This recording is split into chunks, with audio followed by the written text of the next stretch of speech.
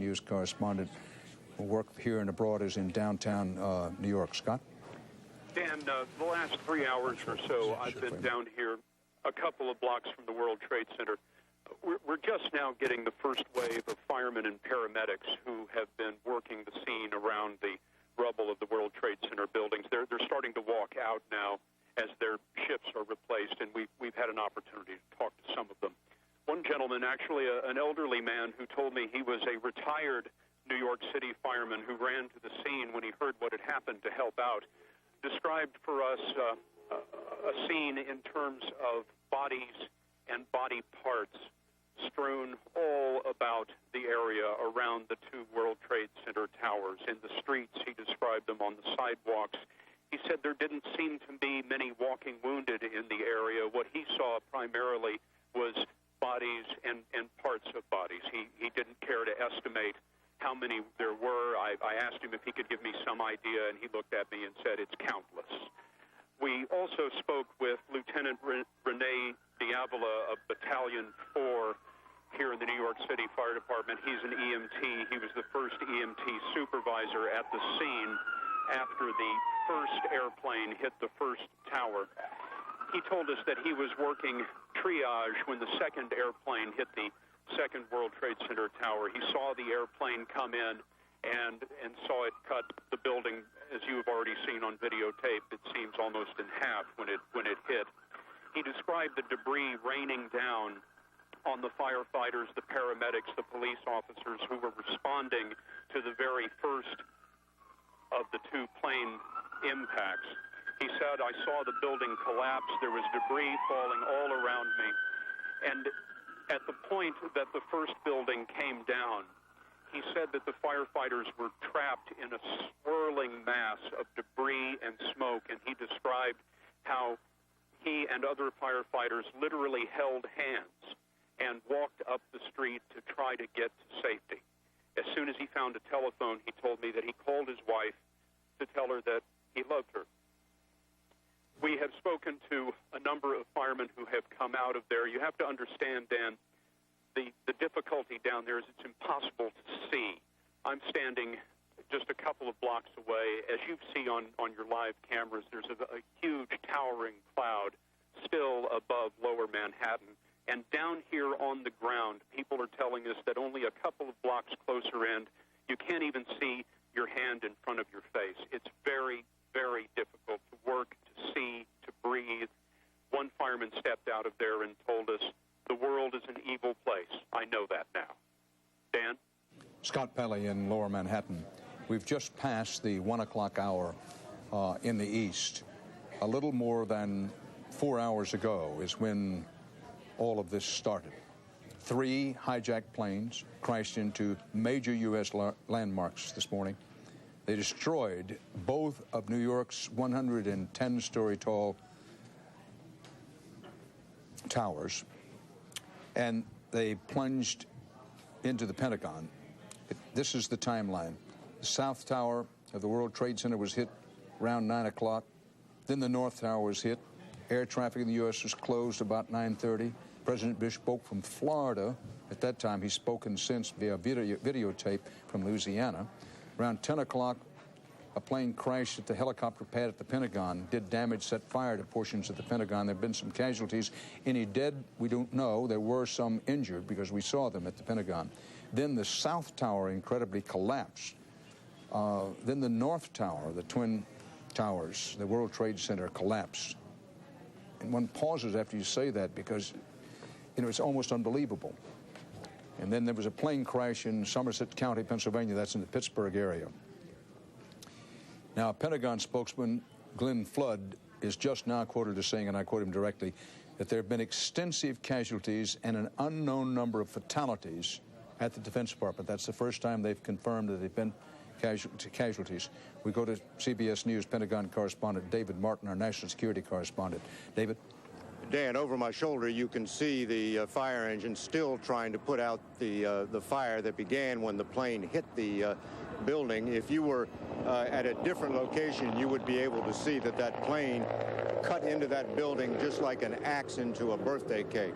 This is the west side of the building people who were working on the east side of the building say they had their windows blown out and they saw a fireball. This for the largest office building in the world. So this plane caused extensive damage.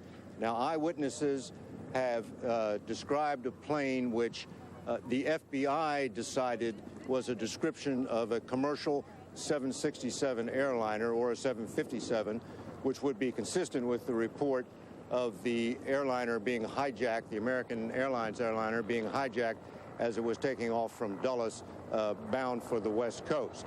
No confirmation that that is what happened.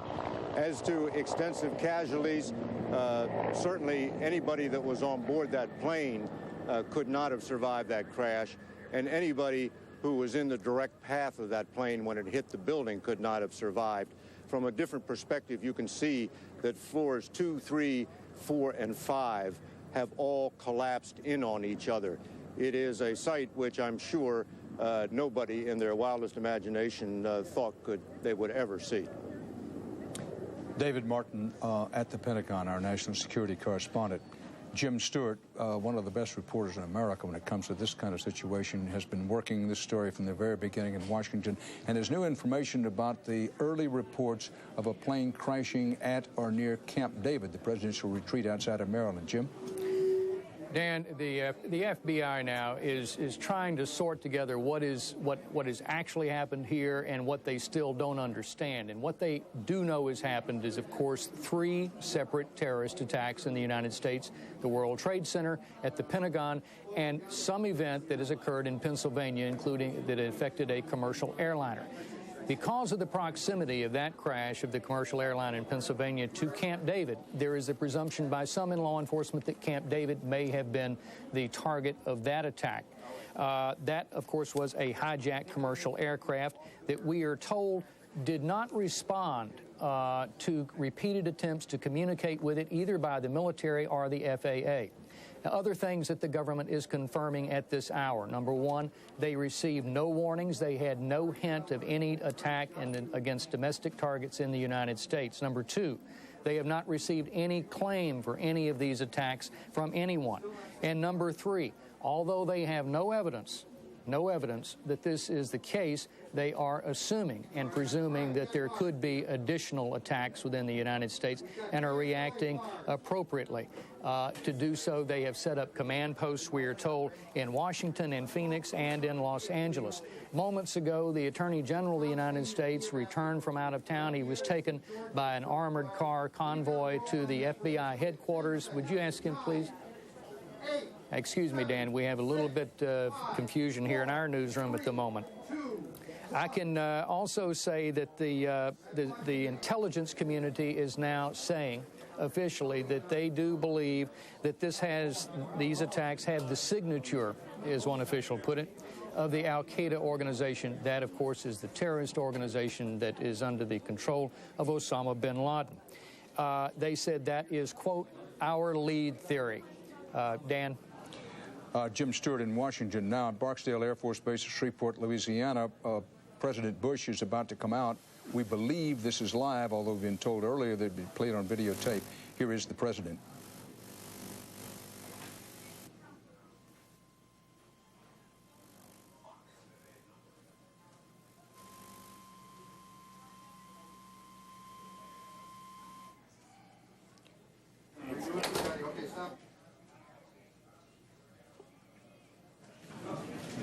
Well, folks, it's live television. In a situation like this, I know you understand that mistakes happen. To err is to human, but to really foul up requires a computer, and we've had some computer difficulty. We're going to once again try to bring you, and we now believe, I know this is confusing, but let's face it, it's a confusing situation, that the president flew from Florida, apparently to Barksdale Air Force Base outside Shreveport, Louisiana. We were told that he would appear, make a statement on videotape. Then we thought it's live. Now we're going to the videotape. We're having some difficulty, but here is the president, we hope, speaking on videotape from Barksdale Air Force Base in Shreveport. We're going to try again to show you the videotape of the president speaking here.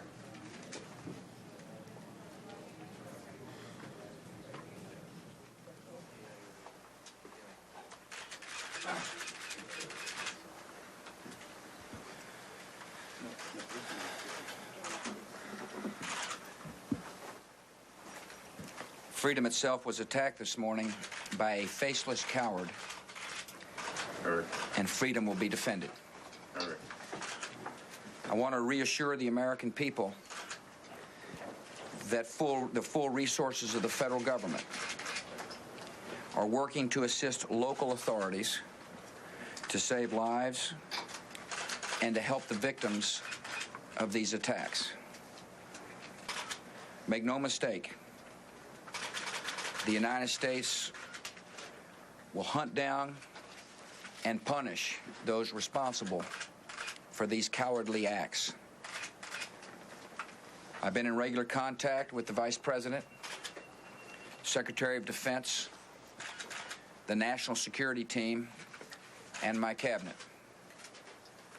We have taken all appropriate security precautions to protect the American people. Our military at home and around the world is on high alert status, and we have taken the necessary security precautions to continue the functions of your government. We have been in touch with the leaders of Congress and with world leaders to assure them that we will do whatever is necessary to protect America and Americans.